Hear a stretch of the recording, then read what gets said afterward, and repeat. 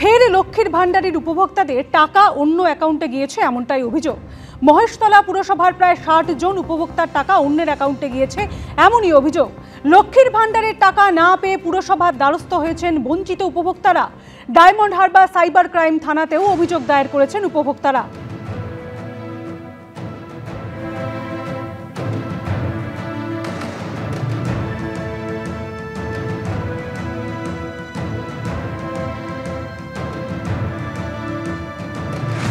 যখন আবেদন করি লক্ষ্মী ভাণ্ডারের ফর্ম ফিল আপ করে, তখন থেকে আমি এখন পর্যন্ত কোনো টাকাই পাচ্ছি না।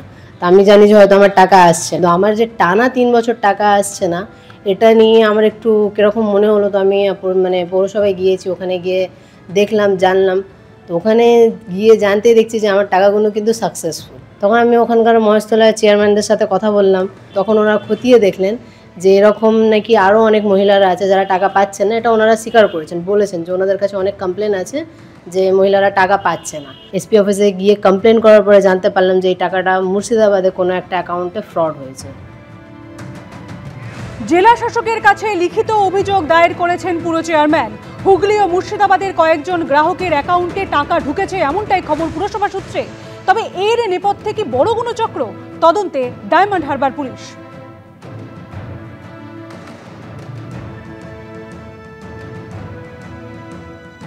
বেশ কিছু লক্ষ্মী ভাণ্ডারের উপভোক্তা পৌরসভায় এসে যখন জানায় যে আমরা টাকা পাচ্ছি না, আমরা তখন পোর্টাল থেকে দেখি যে হ্যাঁ ওদের সাকসেসফুল, ওদের হয়েছে, ওদের আবেদনটা সরকার থেকে গ্রাহ্য হয়েছে, কিন্তু সামহাউ অ্যাকাউন্ট নম্বরটা চেঞ্জ হয়ে গেছে, মানে অন্য অ্যাকাউন্টে টাকাটা যাচ্ছে, প্রকৃত বেনিফিশিয়ারি টাকা পাচ্ছে না। আমরা মাননীয় পৌরপ্রধানের গোচরে আনি।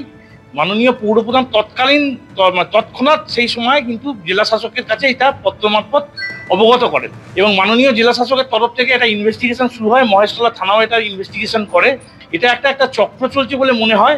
তো আমরা যে কোয়ারিজ করার আমরা আমাদের কোয়ারিজ করেছি, করে আমরা এটাকে ডিস্ট্রিক্ট ম্যাজিস্ট্রেটকে আমাদের পৌরসভার তরফ থেকে যা জানাবার দরকার জানিয়েছি।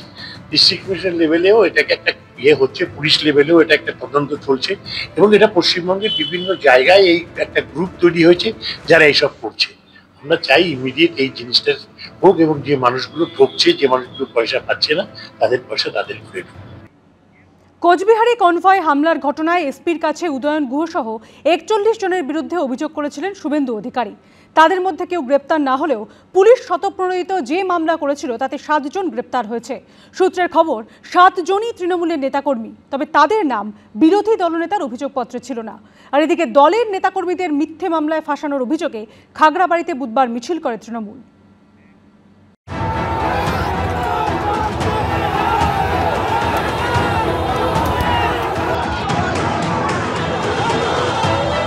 মঙ্গলবার কনভয় হামলার ঘটনায় পুলিশ সুপারের কাছে তৃণমূল বিধায়ক উদয়ন গুহ সহ 41 জনের বিরুদ্ধে অভিযোগ করেছিলেন শুভেন্দু অধিকারী।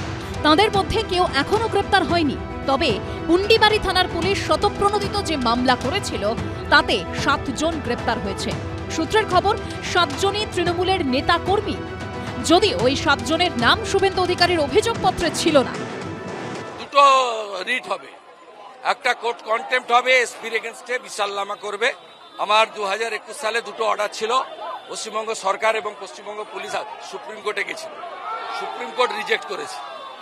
সেই দুটো অর্ডার ভায়োলেশন হয়েছে এবং এখানে তখন এজি যিনি ছিলেন রাজ্য সরকারের পক্ষে লিখিতভাবে বলেছিলেন যে বিরোধী দলনেতার রুট লাইনিং এর দায়িত্ব রাজ্য পুলিশের। অর্থাৎ আমি ডিজিপি রাজীব কুমার এবং এসপি দ্যুতিমান ভট্টাচার্যের বিরুদ্ধে আমি রিট ফাইল করি। বুধবার খাগড়াবাড়িতে তাঁর গাড়িতে হামলার পর উদয়ন গুহ ও কোচবিহারের এসপিকে একযোগে আক্রমণ শানিয়েছিলেন শুভেন্দু অধিকারী। প্রত্যক্ষ খুনি যদি উদয়ন গুহ হয়, পরোক্ষ খুনি দ্যুতিমান ভট্টাচার্য রাজীব কুমার, ছাড়ার কোনো সিন নেই। শুভেন্দু অধিকারী যে 41 জনের বিরুদ্ধে অভিযোগ জানিয়েছিলেন তাতেও নাম ছিল তৃণমূল বিধায়ক ও উত্তরবঙ্গ উন্নয়ন মন্ত্রী উদয়ন গুহ, কোচবিহারের তৃণমূল জেলা সভাপতি অভিজিৎ দেব ভৌমিক, জেলার যুব তৃণমূল সভাপতি স্বপন বর্মন, কোচবিহার যুব তৃণমূলের সহ সভাপতি সায়নদীপ গোস্বামী, এই জেলার যুব তৃণমূলের প্রাক্তন সভাপতি কমলেশ অধিকারী, মাথাভাঙা 2 নম্বর পঞ্চায়েত সমিতির সভাপতি শাবলু বর্মনের। অন্যদিকে পুলিশ স্বতঃপ্রণোদিত মামলার প্রেক্ষিতে গ্রেপ্তার করেছে 7 জনকে। বুধবার জয় বাংলা স্লোগান দিতে দিতে আদালতে ঢোকেন ধৃতরা। ধৃতদের মধ্যে রয়েছেন তৃণমূল ছাত্র পরিষদের এক নেতাও। শুভেন্দু অধিকারী প্রথমে ওদের গুন্ডা বাহিনী আমাদের মধ্যে অ্যাটাক করে, তারপরে আমরা পাল্টা ওদেরকে কাউন্টার দেওয়ার জন্য অ্যাটাক করি। সূত্রের খবর, শুভেন্দু অধিকারীর কনভয় হামলার ঘটনায় বুধবারই খোঁজখবর নিয়েছে কেন্দ্রীয় স্বরাষ্ট্র মন্ত্রক। বুধবার সংসদে এই নিয়ে মুলতবি প্রস্তাব আনেন শ্রমিক ভট্টাচার্য। সিআইএসএফ না থাকলে তিনি প্রাণে বেঁচে থাকতেন না। শুভেন্দুকে খুন করবার চক্রান্তের যারা করেছিল এবং যে ঘটনা কালকে ঘটেছে তা নিয়ে আমি মুলতবি প্রস্তাব আনতে চেয়েছি। কোনো সাধারণ রাজনৈতিক কর্মী নয়, বিরোধী দলনেতা, একটা সাংবিধানিক পদ, আজকে তিনি আক্রান্ত হচ্ছেন। সে রাজ্যে কোনো গণতন্ত্র আছে? এই ধরনের মিথ্যে কথা তৃণমূলের নেতা কর্মীদের বিরুদ্ধে যদি বন্ধ না করে, যেখানে যাবে সেখানেই এই ধরনের অবস্থার মোকাবিলা ওকে করতে হবে। কোচবিহারের শুভেন্দু অধিকারীর কনভয় হামলার ঘটনার প্রতিবাদে বুধবার বাসন্তীর পালবাড়ি বাজারে রাস্তার উপরে টায়ার জ্বালিয়ে বিক্ষোভ দেখান বিজেপির কর্মী সমর্থকরা। এদিকে দলের নেতা কর্মীদের মিথ্যে মামলায় ফাঁসানোর অভিযোগে খাগড়াবাড়িতে মিছিল করে তৃণমূল। শুভেন্দু ভট্টাচার্য, শান্তনু নস্কর ও শিবাশিস মৌলিকের রিপোর্ট, এবিপি আনন্দ।